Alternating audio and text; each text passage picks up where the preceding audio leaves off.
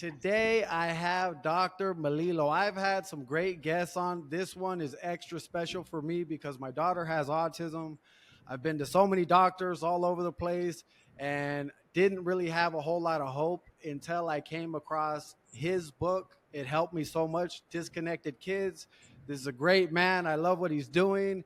He created the brain balance, and you have clinics all over the place, right? Yeah, there are brain balance centers all over the United States, but we have also two clinical practices where we do something called the Melillo method, which is another level above that. And we have two centers in New York right now, one in New York City, one on Long Island. Oh man. Okay. And first question, brother, why is autism just skyrocketed all of a sudden? What's going on? Yeah. And it has skyrocketed all of a sudden. So the idea that, we're just recognizing it better and diagnosing it more is ridiculous. There's a lot of reasons. My third book is all about what's actually driving it. All the things that RFK is talking about, I wrote about it in a book in 2013. So environmental factors and lifestyle factors are definitely changing the environment, and it's affecting and it's impacting the bodies of moms and dads before they get pregnant. And even when they're pregnant, it can actually affect them. And that has an impact on the genes and the genetic expression. It's not genetic mutations, but it can cause what we call epigenetic changes, where genes are not being turned on when they should be. And the most important genes and the most prevalent genes we have, 84% of our genes are there to be active during brain development.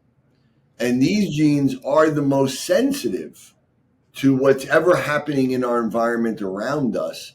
And most of these genes are there to build connections between networks in the brain. And so environmental factors can have an impact on that. Those genes may not turn on exactly the way they're supposed to when they're supposed to.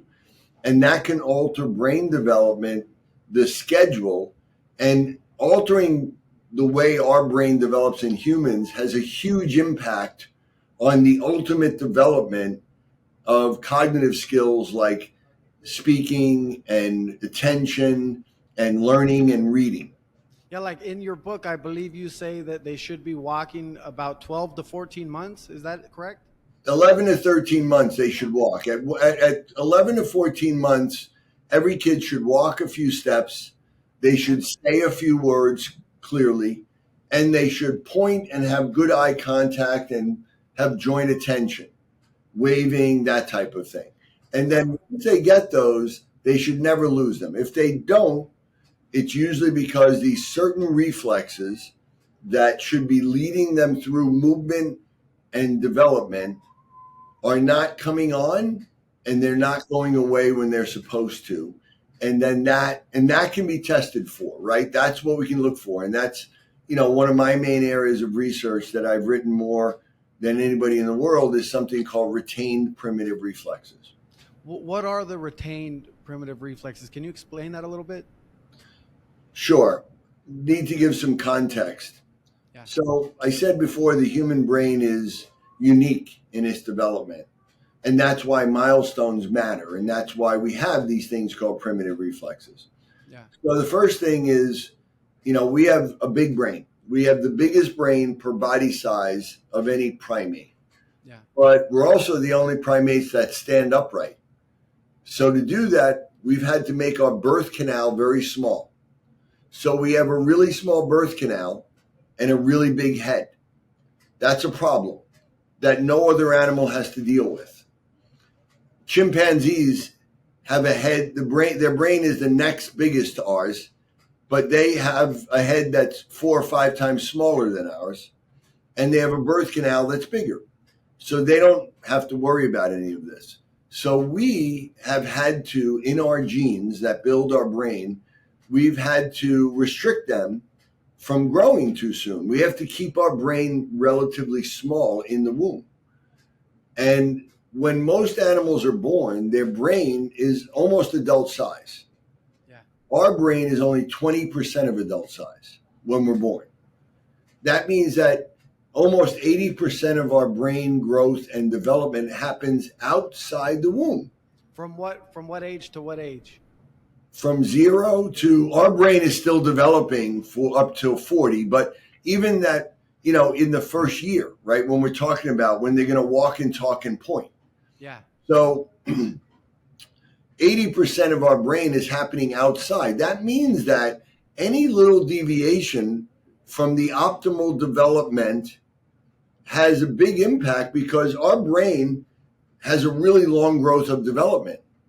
I mean, again, initially at least a year, but really for years, our brain is still growing and developing, many, many years. Yeah. And the highest stuff, the cognitive stuff, the speaking, the attention, the concentration, the emotional regulation, that all happens near the end.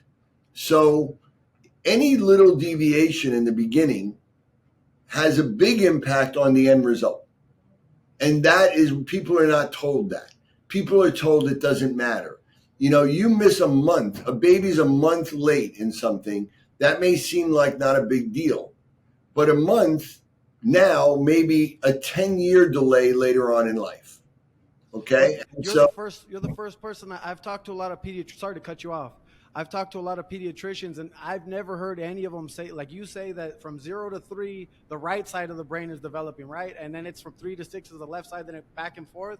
Right. And why don't they speak on that? Like, do they not know that? Oh, they don't know. They have no clue of it. And Wow. I have pediatricians that are friends. I have a pediatrician that works with me, that is training with me.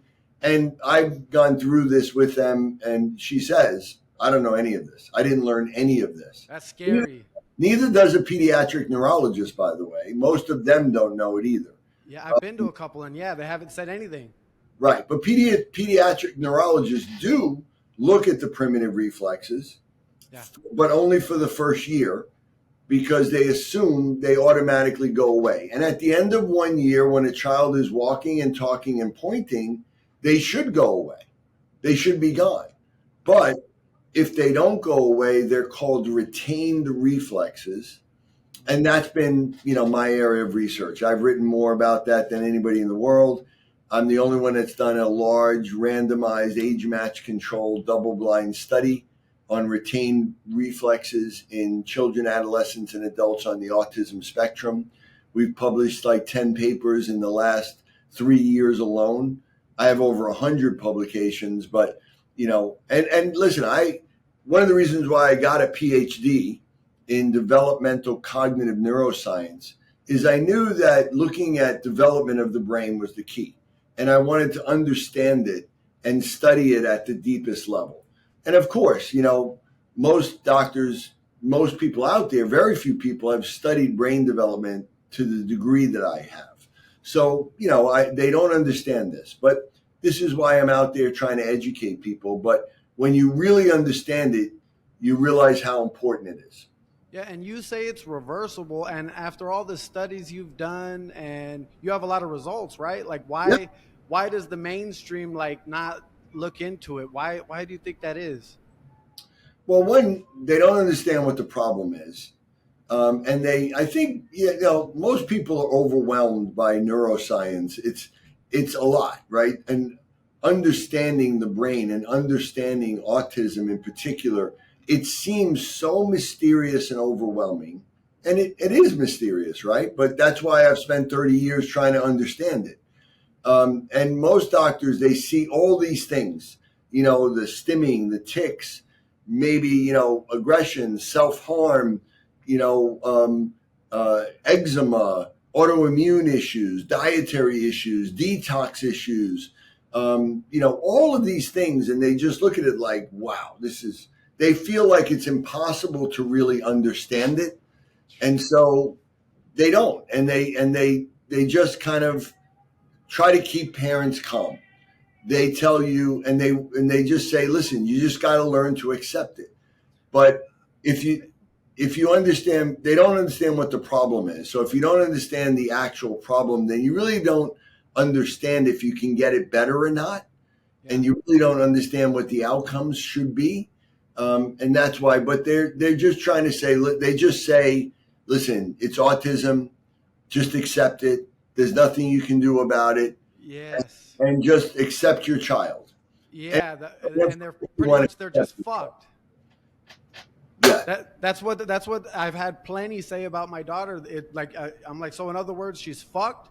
And they're like, well, if you give her this medication, and I'm like, well, she's only 3 years old. Why would I give her medication? Like, how's Right. that going to affect her in the long run? Right. And then they're like, well, a lot of other parents say yes, and I'm like, fuck, like that's sad. Like, what do you say to parents that what if they go to a doctor and they say, you know what, your kid's got autism, you're gonna have to medicate this kid. Like, There's no medication for autism. So, there's no medication that's going to help autism, but it might, if they are super hyperactive, or if they're super aggressive, or if they're biting themselves or banging their head, they might use medication to diminish those behaviors, but mostly they're just drugging the kid. And I understand. I'm not saying that at some times it might be appropriate, but it's not dealing with the root issue of what autism is. So the point is that let's deal with the problem. Let's actually try to help it and change it and improve it so that they don't have those behaviors anymore. They're not harming themselves. They're not harming others. They're sleeping through the night. They're not so hyperactive. Let's get them so that they can speak and they can yeah. be independent. And all of that is possible. Oh man, see, I love that, man. And okay, I'm in a lot of special needs groups, and a lot of these parents are saying that they came out with this new drug called leucovorin or something like that, and they're all like, "Oh, I want to try it," and then, but I always ask, like, "Hey, maybe it works a little bit right now, but what are the long term effects going to be on this kid? Like, what's it going to do to their kidney, their liver, their brain? Like, because it's so new too, right? Well, leucovorin is really just like a strong vitamin, basically. It's like for Oh, it's folks. not drug. It's not really a drug per se. It's not really like that. That's kind of, it's not like other drugs. So it's fairly safe to do, but it's not there's no such thing as a magic bullet. Over 30 years, every couple of years something comes out where someone says, "Oh, there used to be this pancreatic enzyme called secretin, and then it was something else, and then it was folic acid," and it never works like that, right? It just, whenever anybody comes out with there's this one vitamin, this one drug, or this one thing, they don't understand what the problem is. Yeah, Because if you really understood it, even, most people in the biomedical world that understand the body and the immune system fairly well, they don't have any understanding of the brain and the brain's role in the gut and in the immune system, which is the lead role. yeah. And they don't understand that, they tell people and they believe that the problem starts in the gut. And I know they believe that. And I know that, you know, there is a leaky gut, there is malabsorption, they don't produce acid and enzymes. And that means that they don't have the right bacteria in their gut, and they have bad bugs that can live in their gut, like yeast or fungus or mold or parasites. And they may have vitamin and mineral deficiencies, and all of that is true. And this is coincides with inflammation. All of that is true, but it doesn't start in the gut. It starts in the brain and the brainstem, and the way it's not regulating the gut and the balance of what we call the sympathetic and parasympathetic nervous system. And unless you deal with that, you're never going to heal the gut fully. You're never going to get rid of the inflammation fully. You're never going to really deal with it because you're not dealing with the root cause. And many people are told that that is the root cause, but it's not. I've heard that a lot. If you heal the gut, you heal the brain. Right. And so what you're saying is if you start up here, then it'll like send signals down to like your gut so it can help fix it better. Yeah, like let's look at leaky gut. Yeah. right? Which is what most people look at as the root cause of food sensitivities like gluten or casein or something like that, and some inflammation, and also why we have more toxins in our body. What most people don't know in that world is that we actually start out with a leaky gut. That's how we're born. We're Okay. supposed to have that. It doesn't suddenly develop down the road for no reason, right? So, and it So doesn't develop. how did you figure that out? Oh, it's again, it's out there. I mean, But if people you don't know. study, people don't know, but we Man. know it's out there in the immune world because I also teach neuroimmunology. But the reason why it's open is because one, what keeps it open in the baby is their sympathetic nervous system, their fight or flight system, which is in the lower part of the brainstem, where all the reflexes come from, is on when they're born. But as they're developing, the parasympathetic vagal system should come on and inhibit that. But when they're born, that's on, and that prevents or delays the maturity of the gut for a reason. Mm. Babies have an immature immune system. They don't produce antibodies when they're born. They need antibodies, and they get them from the mom's breast milk. I was Those, just gonna say that. It's better if a woman gives their breast milk for up until what age? I mean, at least for the first few months would be ideal, right? Yeah. Because of this reason that babies are developing their immune system, and so they need antibodies. Now, these antibodies are large proteins that won't go through a closed up, mature stomach lining, right? Our stomach lining, as it matures, is designed to not let large proteins through. Okay. That's why we know it's open and leaky in many of these kids, because they do let things like gluten and casein through, which normally wouldn't get through. But also, they're, and this is open and leaky because of this sympathetic nervous system. They aren't producing acid and enzymes when they're born because those acid and enzymes would kill those antibodies in their gut and destroy them. There's Yep. not a lot of blood flow and there's not a lot of movement at that point, right? Yeah. So, as they're going through this first year of development, as they're going through these milestones, as these reflexes are coming on and leading them there and then going away, as they start eating solid food, as they start producing their own antibodies, and they don't need it from the breast milk, now they start to produce acid and enzymes. And this is because the parasympathetic nucleus in the brainstem is now coming online because it's maturing, and it inhibits the sympathetic nuclei, shuts down the fight or flight, the heart rate slows down, they start to sleep throughout the night, and now the gut closes up. They start to produce acid and enzymes to digest the solid food that they're now starting to eat Oh wow. and get the nutrients out of it.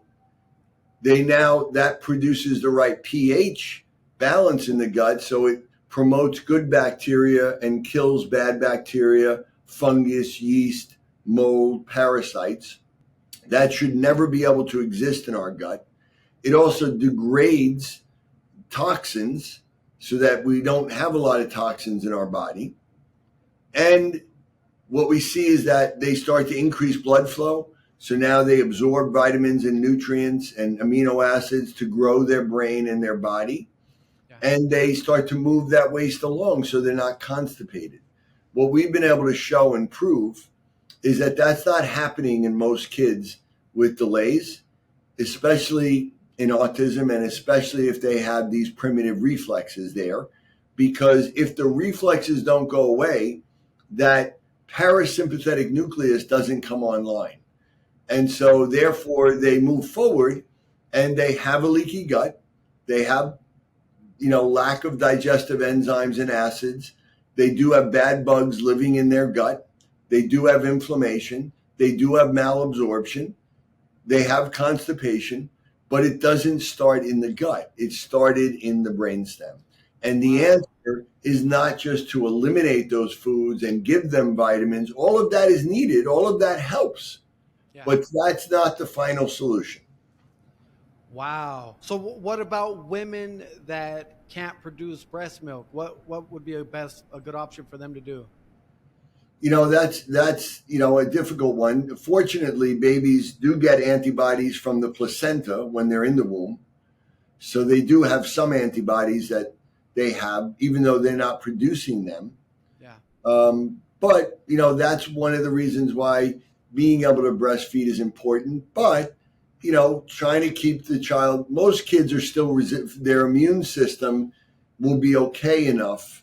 If anything, what we see is many of these kids, because that sympathetic nervous system, their immune system may come online too early and too aggressively, and they're in this inflamed state. And so they start producing antibodies earlier than most and more aggressively than most. And that's often why they may overreact to a vaccine. And you were saying that those primitive reflexes that they can go on until you're an adult. You can keep those with you your whole life. If they don't go away by one, they usually don't go away on their own.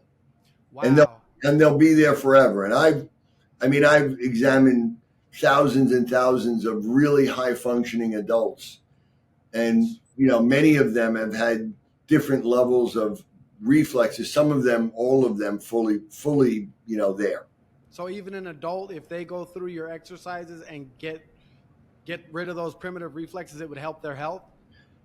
Absolutely, because we know that even almost all adult mental health issues really are because of what happened in childhood. They start in childhood. They may not manifest till later on in life fully.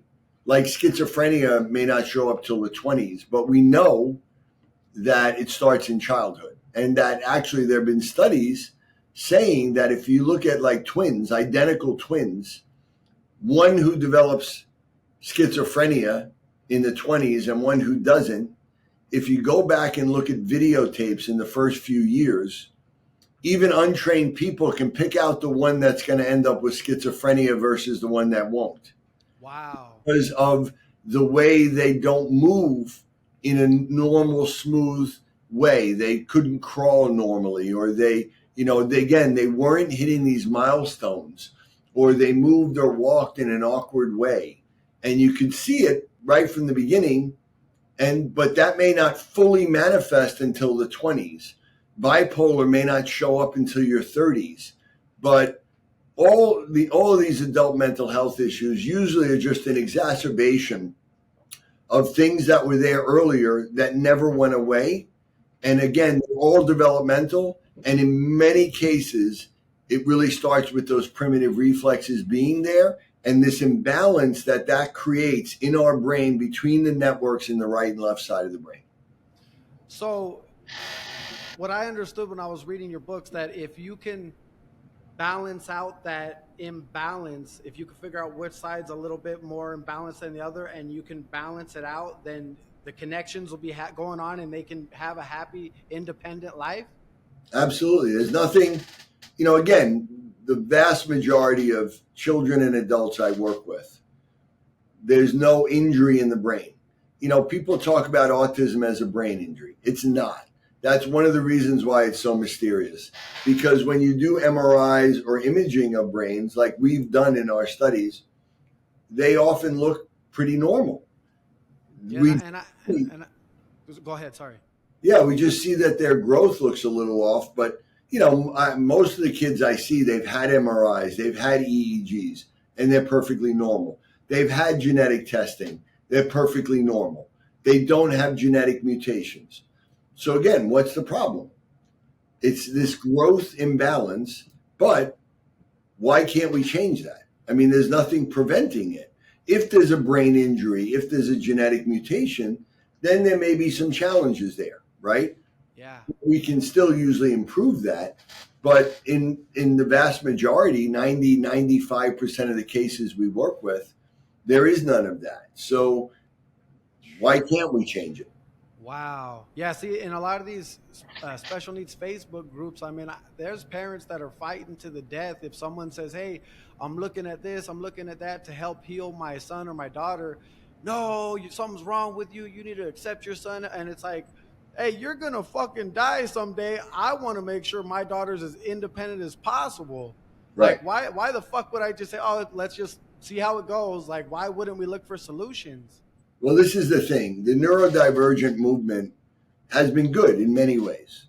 Obviously, we want anybody with a disability, we want to accept them. We want to treat them with kindness. We want to treat them with respect. 100%. We want to make the world, easier for them if we can, right? All of that goes without saying. Of course. But the problem is some people take it too far, and now it's like that means just completely leave them alone and don't try to help them, right? Don't try to change it. And that's because they're told you can't. Yeah. They're told you can't change it, only accept it. So now they look at it like you have to accept it. And anything that you do to try to change it means you're not accepting your child, right? Yeah, and that's yeah. cruel and that's mean and that's completely wrong. It's selfish. It means that, first of all, yes, we accept them, we love them, we treat them kindly, but all of us can improve, right? All of us. 100%. And so, it's the same thing like if you have an obese child. Yeah. And someone will say, well, that's divergence. That's body divergence. Just leave them alone, right? Or should you actually try to get them to eat healthier?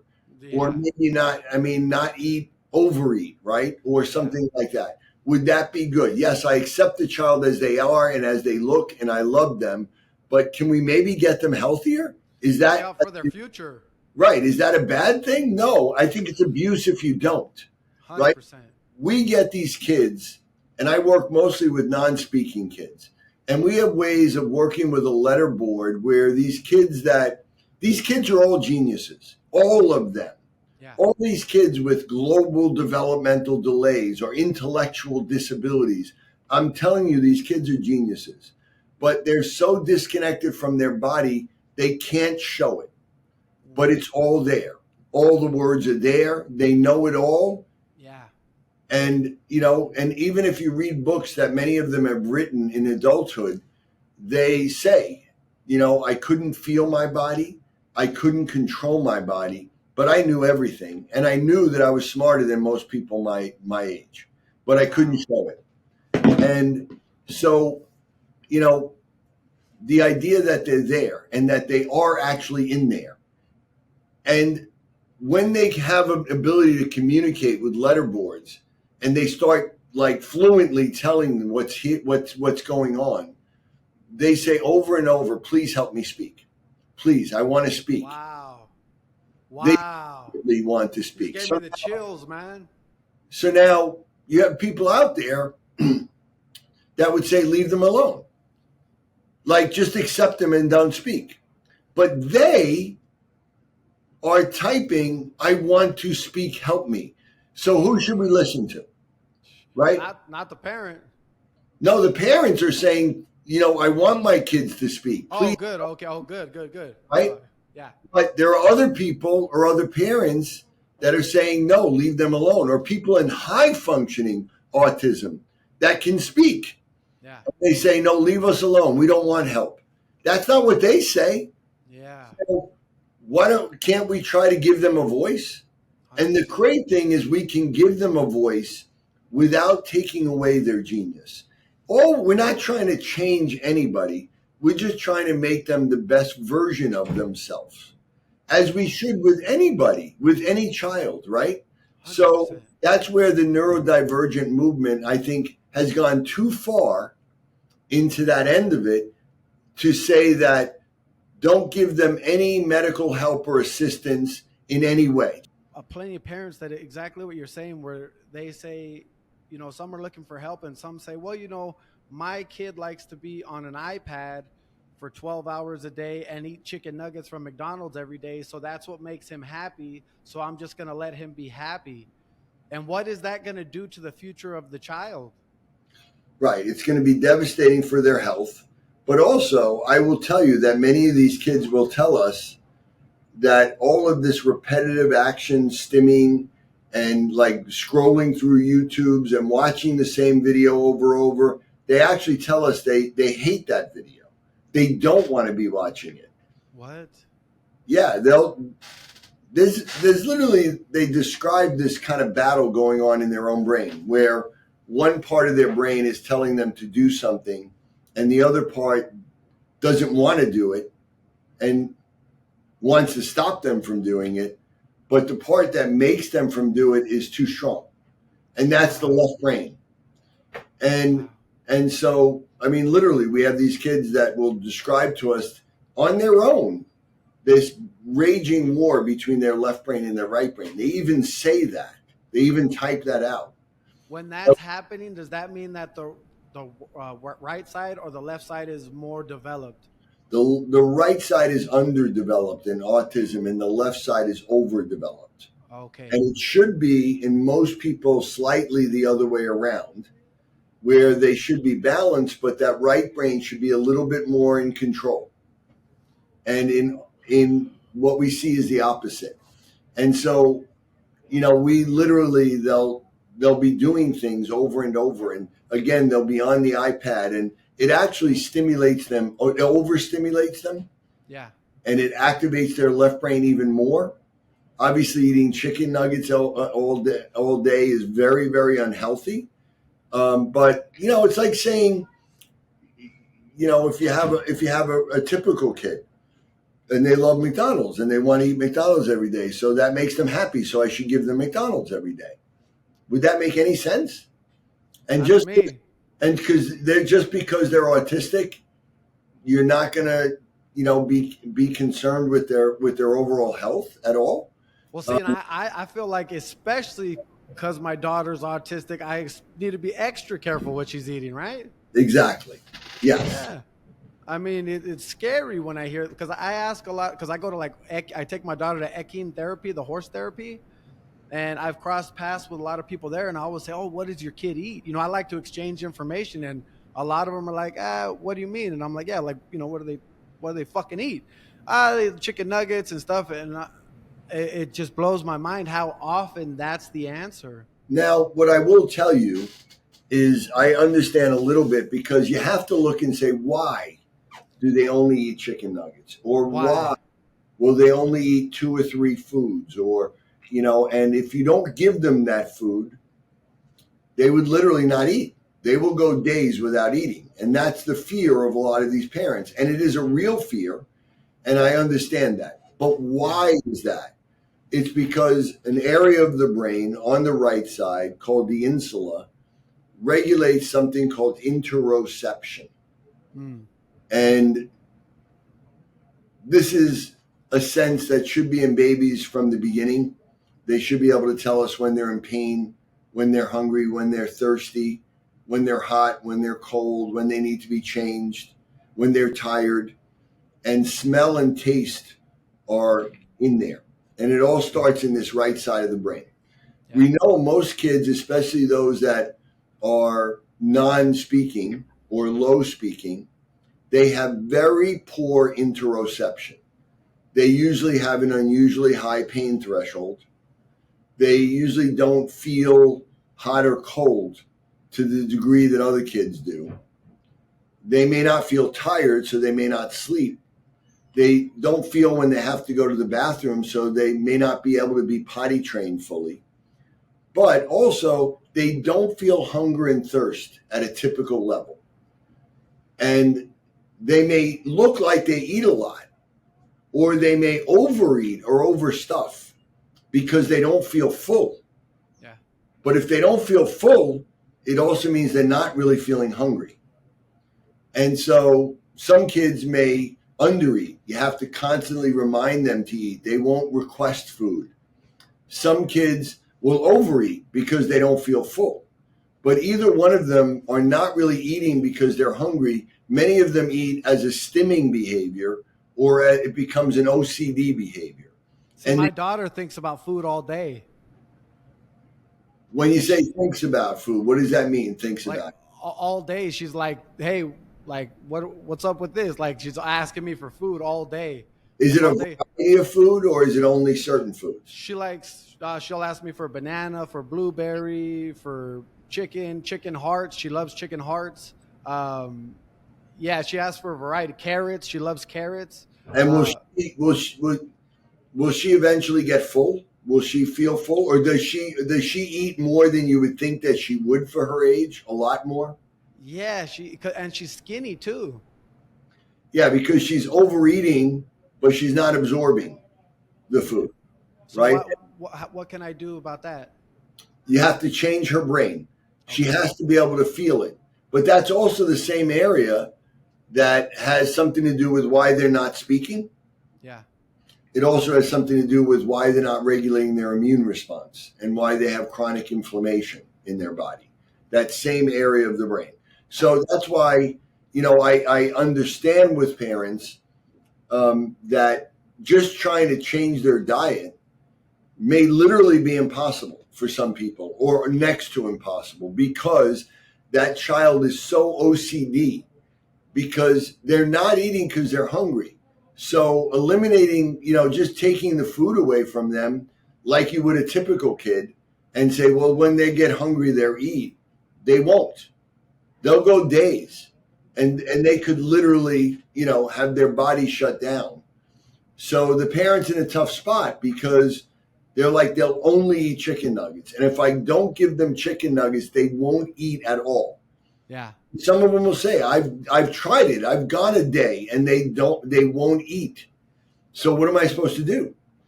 And I get it. And the only way you can change that is by changing the brain. It's the only way. You're not going to do it through trying to behaviorally manage it. I mean, you might modify it a little bit, but one of the things that first happens when we start working with kids is right away we usually see a change in their appetite. We see Yeah. that they now may eat less, or they may really all of a sudden they get hungry and they start eating a variety of foods that they normally wouldn't have eaten before because now they're smelling and tasting it, which most of these kids don't have. What are the best exercises or stimulations someone can do to work that part of the brain?